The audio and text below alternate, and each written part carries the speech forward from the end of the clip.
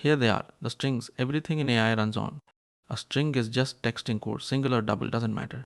It can hold words, numbers, even symbols. Anything from a single letter to a whole AI prompt. Think of a video game. Every time anyone finishes a level, it cheers them by name. Well played, Arjun. And not just Arjun, every player, everywhere, greeted by name.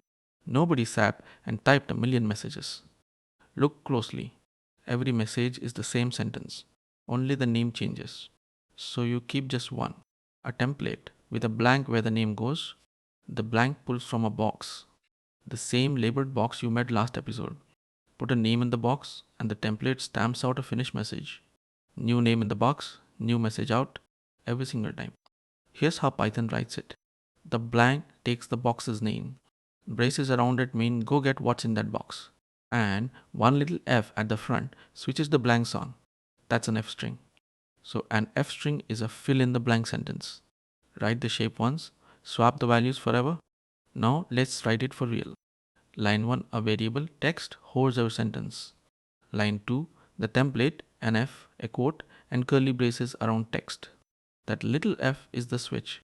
Without it, Python prints the braces as they are. The finished prompt goes in its own box, prompt. And line 3, print the result. Save it and run it. And there it is, the finished prompt. Printed right back, ready to send to the AI. Your turn now. Type those 3 lines in any editor, save it as prompt.py and run it. Then change the text in the first box and run it again. Same template, brand new prompt. Next episode, cleaning up messy text with string methods. See you there.